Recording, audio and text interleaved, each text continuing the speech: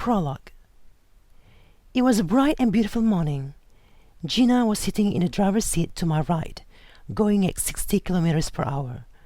Our destination was Dr. Love Cafe located in Petaling Jaya. I slowly flipped through the red journal I was holding in my hands while I was talking to Gina. I've spent the whole night writing in that journal. It contained everything that I've been through in the past 5 years. I wrote all of my sweet, painful, regrettable, and even tragic moments in that journal. Going through the pages helped me escape the confusion of the present reality and took me back to the past. I was in a dilemma, and I needed to make a decision. A strand of thought kept going through my mind that day. Anything that happens in the future comes from what I decide today. Someone once told me that life is the greatest teacher for everyone. Armed with a journal that was full of memories, I had to look into the past to find my answer. I had to find guidance from the teacher that had faithfully stood by me all these years. My watch showed that it was already 5 minutes after 9 o'clock. Dr. Love would normally be opened at 9:30 in the morning, and Ellie, the owner, will come around an hour early to tidy up and open the cafe. I would always drop by Dr. Love during my free time. I also happened to know Ellie quite well. The cafe owner would always welcome my friends and I there. Apart from supporting his quaint cafe, we preferred to hang around there because we loved the atmosphere that he had created. The interior design was captivating, and most importantly, the daily menu suited our tastes. The price was also reasonable. Gina and I were planning to enjoy some tea and quiet that morning at Dr. Love. However, our plan was disrupted when our mutual friend, Julia, arrived with shocking news. "I'm done for, Ellie! I'm done for, Gina! I'm done for, Marina!" muttered Julia as soon as she sat at our table. She looked troubled. "Why? What's going on, Julia?" asked Ellie. The three of us waited anxiously for Julia to give us her answer. "Ellie, do you remember that time when I told you about Sam and his newly opened business?" Julia asked. "Yes," Ellie answered with a nod. "Why, Julia? Did something bad happen to that business?"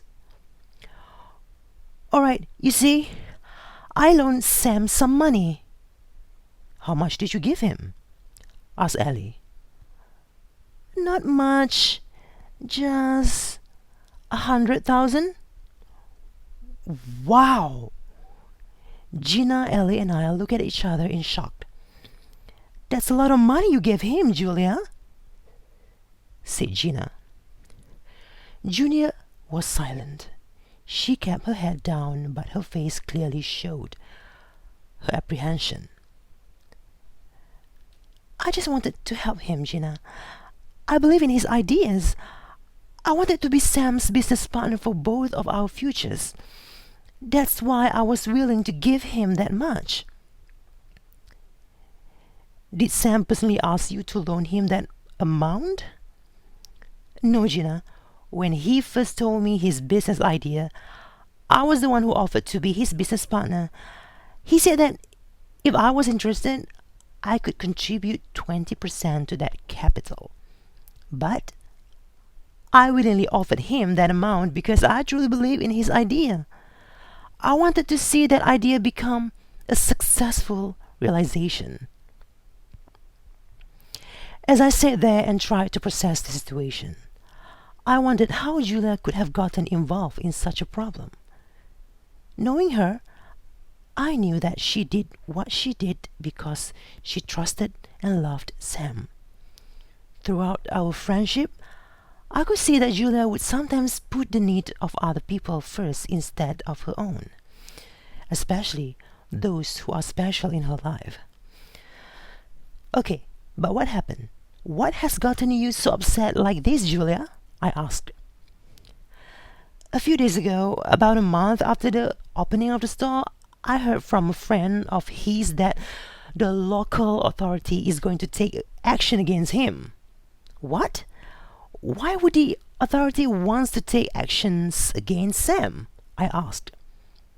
Because he broke the law. But I'm not sure what and why. I have to ask him for an explanation first. Julia explained. She paused before continuing with the story.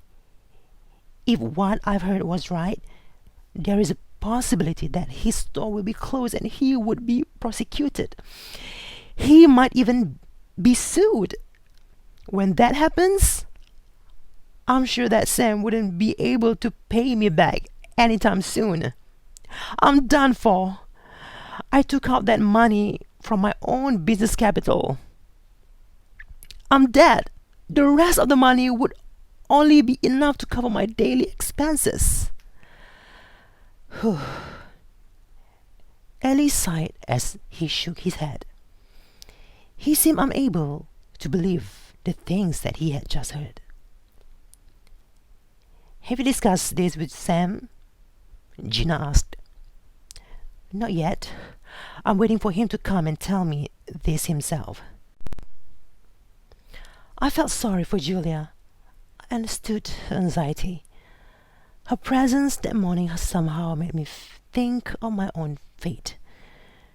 So I picked up my journal and read the last sentences I wrote in my last entry before I made a new entry about Julia. If I had uncertainties about the concept of fate prior to this, looking back through my journal made me realize how fate goes around in our lives. Our fates have been written. Desires and expectations will be expressed. Signs will be given, and actions must be taken. Fate has many facets that allow us to choose.